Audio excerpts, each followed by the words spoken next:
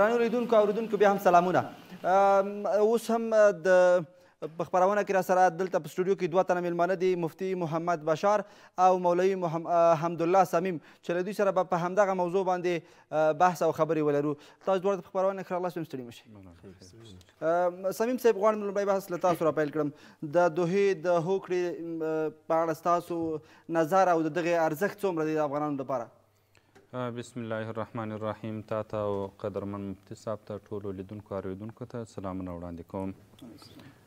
راځو دې ته چې دغه هوکړلیک لسم د خود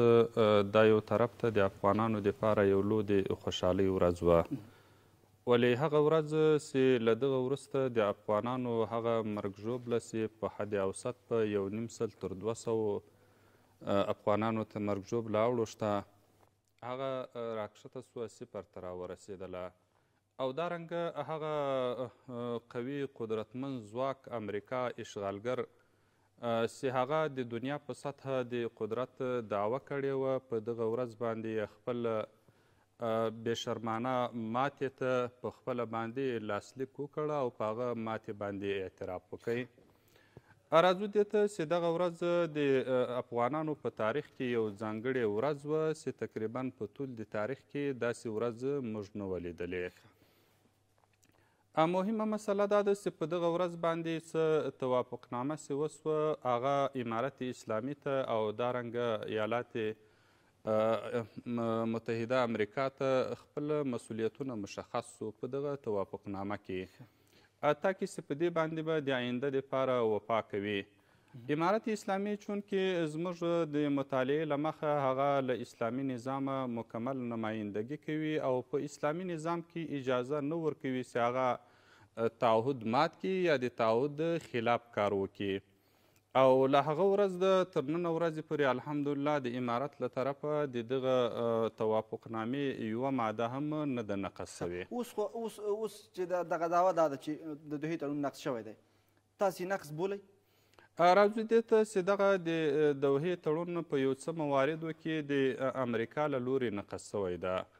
هغه دا ده که تاسې فکر ورته کړی وي په هغو اولو ورځو کې چې کوم د بندیانو خلاصېدلو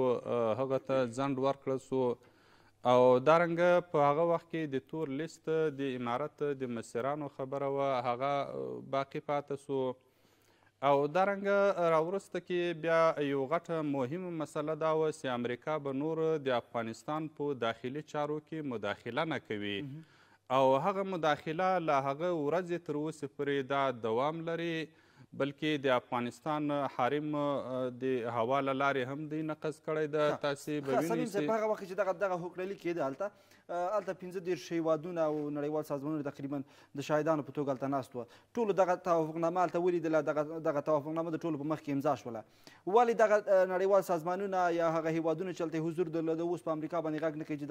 دغه تړون تاسو نقض کړی دی یا دغه هوکړلیک تاسو نقض کړی، باید ورته متوجه کړي؟ زموږ ګیله هم له نړیوالو دا ده چې اوس تاسې لیدلو چې هلته په توافقنامه کې دا لیکلي وو چې امریکا به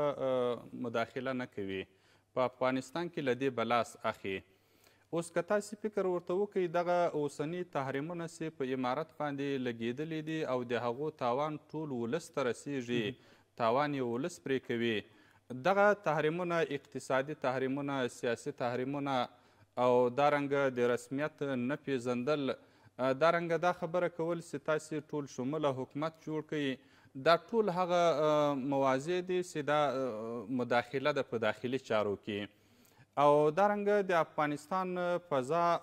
د دوی له کنټروله تر اوسه پورې نه ده خلاصه، مداخله کوي. زما پوښتنه دا وه چې زما پوښتنه نړیوالو سازمانونو ته او دغو شاهدانو ته وه چې په هغه غونډه کې حضور درلوده، ولې دوی دغه امریکا خپلو اشتباهاتو ته نه متوجه کوي؟ آیا دوی له امریکا ویره لري یا د امریکا د ویرې غږ نه پورته کوي او که نه کوم بل مسایل دي؟ دا خو واضح خبر ده. په د 20 کلو کې چې امریکا څونې ظلمونه په افغانستان کې وکړو، دا په ټول د تاریخ کې داسې ظلمونه نه وسوي. او دغه ناجایزه تجاوز چې د افغانستان په مقدسه خاوره باندې وکړي، د دې دپاره دوی یو جواز نه لري. لیکن دغه نړیوالو چې په هغه وخت کې هم دغه اشغالګرې مستبدې ظالمې امریکا ته دا نه وویل چې دا ناجایزه کوي، چې په یو مظلوم بیچاره ولس باندې چې هغه له هرې خوا بې برخې ده او په جنګو کې وخت راتېر کړی دته بیا دلته تجاوز کوي او وروسته دغه د دوحې توافقنامه چې وسوه له هغه وروسته بیا مسلسل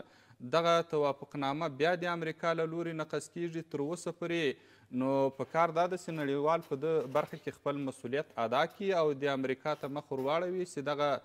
ظلم دا ټول ستا له طرفه ده او راځو دې ته که اجازه راکړې دغه تحریمونه یا دغه بوج و فشار په امارت باندې راوړل دا اوس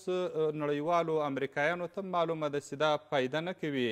په کار دا ده لکه څنګه چې د مذاکرې له لارې دوی هلته ځان خلاص کړو او دا د دوی په ګټه باندې هم ځاني و مالي نقصانونه چې پیښېدو هغه یې راوګرځولو اوس هم باید له امارت اسلامي سره د مذاکرې میز ته راسي او هر څه د مذاکرې له لارې حل شي. بشار صاحب څه د دې باعث شول چې امریکا د جنګ په نسبت د خبرو میز ته زړه ښه کړه او راغله له اسلامي امارت سره خبرو ته کېناستېدله څه شی د دې باعث شول ولې؟ بسم الله الرحمن الرحیم حامدا ومصلیا وبعد الله تعالی فرمایي ولا تهنوا ولا تحزنوا وانتم العالون ان کنتم مؤمنین تاسې مه ضعیفه کېږئ مه غمجن کېږئ تاسې به سرلوړي او بریالي واوسئ که چېرته تاسې ټینګ مسلمانان وئ کله چې په 2001 کال کې امریکایانو پر افغانستان باندې یرغل وکړ هغه مهال د امریکایانو باور دا و چې موږ به په 3 میاشتو کې دغه طالبان او دغه اسلامي امارت د ځمکې له مخې ختموو هیڅ په نامه د طالب به د ځمکې په مخ باندې د ژوند حق نشي پیدا کولی لوی ملا صاحب امیر المؤمنین ملا محمد عمر مجاهد صاحب رحمه الله هغه مهال دوی ته ویل چې راځئ موږ تاسې که هر ډول ستونزه راسره لرئ د خبرو د لارې به یې حل کړو بش داسې مغرور و په هغه وخت کې امریکا چې ده ویله د طالبان د بشریت په تعریف کې نه راځي ځکه موږ خبرې نه ورسره کوو نو پرله پسې 10 کاله دوی مبارزه وکړله او ټکنالوژي وکاروله زور وهنه وکړه په افغانستان کې خو د 10 کاله د زور وهنې نه وروسته بالاخره د افغانستان د مظلوم ملت په وړاندې دغه لویه برقدرت تسلیم سو او د افغانستان د مظلوم ملت د ارادې په وړاندې یو لویه برقدرت شکست وخوړی د ټکنالوژي د یوې ایډیالوژي په مقابل کې شکست وخوړی دغه ورځ په دغو اساساتو باندې په دغه مبنا باندې د افغانستان د ولس دپاره یوه ډېره ارزښتمنه د تاریخ د ویاړونو یوه ویاړمنه ورځ ده الله تعالی مسلمانانو ته وعده ورکړې ده که چېرته تاسې له صبر او زغم څخه کار واخلي نو کم من فئة قلیلة غلبت فئة کثیرة باذن الله ډېر ځله د کمزورې ډله د ډېرې لویې ډلې په مقابل کې بریالی سوې ده والله مع الصابرین الله پاک د صبر کوونکو سره دی د افغانستان د اسلامي امارت ځواکونو طالبانو مجاهدینو د دوی د بمبارونو لاندې شول د دوی په زندانونو کې د دوی له زولنو سره لوبې وکړې د دوی له وحشتونو سره مخامخ سول د دوی له زندانونو د دوی له بمبارونو د دوی له چاپو سره مخامخ سول خو د الله دپاره د الله د دین دپاره د دې هیواد د ځمکني بشپړتیا د ساتنې په خاطر د دوی د ملي ارزښتونو د ساتنې په خاطر د دې ټولو ستونزو په وړاندې صبر او زغم څخه کار واخیستی بالاخره د دوی دا اراده د دې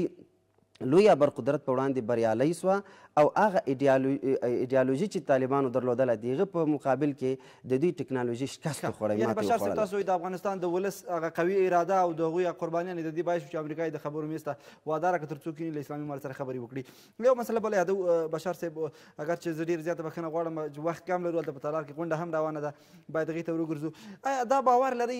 ځکه د امریکا سره مونږ ډېرې خبرې وکړې ډېر زیات ورسره کېناستو تقریبا د 1998 کال نه را په دې خوا یا د تقریبا هغه نه یو نیم کال مخکې مو ورسره خبرې شروع کړې وې ډېر ورسره کېناستېدو مذاکرو میز ته مو سره لاړو خبرې مو سره تر اوسه پورې ورسره خبرې جریان لري آیا دا باور مو ترلاسه کړ یا مو داسې څه مو ولیدل په امریکا کې چې دوی واقعا په افغانستان کې یو خپلواکه په خپلو پښو ولاړ یو نظام غواړي تر اوسه پورې موږ په دې باور نه لرو چې امریکایان به د افغانستان د خواخوږۍ دپاره د دې ملت د هوساینې لپاره له اسلامي امارت سره مثبت تعامل وکړي د امریکا یوه ستونزه چې موږ له پخوا څخه درک لرو له ویتنام څخه چې دوی شکست وخوړی نو 10 کاله وروسته ویتنام په رسمیت وپېژندی سره له دې چې د نړۍ نورو ټولو هیوادونو په رسمیت پېژندلی و دا په دې معنی چې دوی عقده‌ای خلک دي دا چې اوس هم په سیاسي ډګر کې اسلامي امارت له انزوا سره مخامخ کړی دی باعث امریکا ده او دوی ویلي دي که څوک د افغانستان اسلامي امارت په رسمیت پېژني نو د متحده ایالاتو له لوري به له اقتصادي فشارونو سره مخامخ کیږي نو دا چې د خپله هم په رسمیت نه پېژني د نړۍ نورو هیوادونو د رسمیت پېژندنې او د مثبت تعامل مخه یې هم نیولې دا د دوی عقده ده خو دا چې دوی په نظامي حضور په افغانستان کې درلود 10 کاله یې زور وهنه وکړه دلته ټکنالوژي څخه کار واخیست زندانونه او بربریتونه او وحشتونه دي ټولو فشارونو او ستونزو سربیره اسلامي امارت د دوی هیڅ ډول غیر مشروع غیر شرعي غیر قانوني فرمایش ته کښته نه سول او ورسره ویې نه منله دغه ډول فشارونه به هیڅ نتیجه ورنه کړي. تاسې په یاد ولرئ دغه ورځ د تاسې په یاد وي امریکا به مجبوره کیږي او دغه د افغانستان اسلامي امارت به داسې په رسمیت پېژني لکه نور هېوادونه چې په رسمیت ډېر لنډ که راته ووایي د دنیا د قناعت او همدارنګه د رسمیت پېژندنې لپاره د حل لاره څه ده؟ د افغانستان اسلامي امارت د یو هیواد د رسمیت پېژندنې ټول نړیوال معیارونه پوره کړي دي. قلمرو لري، ټول هیواد باندې حاکمیت لري، ولس لري، مرکز برخلافۍ په لاس کې دا ټول پوره کړي دي. خو دا چې دوی په رسمیت باندې موږ نه پېژني زما په فکر باندې درې ستونزې دي. یو دا ده چې د افغانستان اسلامي امارت چې اسلامي نظام د دوی دا نشي برداشت کولی. دویم دا چې د افغانستان اسلامي امارت خپل هیواد کې یو مستقل هیواد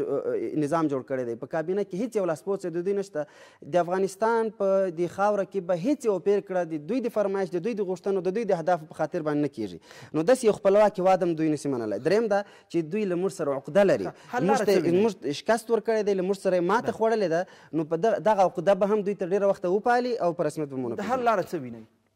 د حل لاره دا ده چې ملګرو ملتونه چونکې د ملتونو سازمان دی هغه خپل بېپرتوب وساتي او د یو درېمګړي په حیث باندې د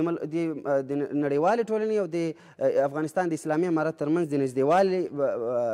لابیګري وکړي، په دې برخې کار وکړي، ځکه د افغانستان اسلامي امارت له دوی سره ستونزه نه لري. که هغوی ستونزه لري اسلامي امارت ورته وایي د مذاکرې میز مې درته اماده دی او دروازې خلاصې دي، راسئ بحث وکړو. کور ودان ډېره زیاته مننه، ډېره زیاته مننه چې سټوډیو ته راغلئ، زموږ بلنه مو منله.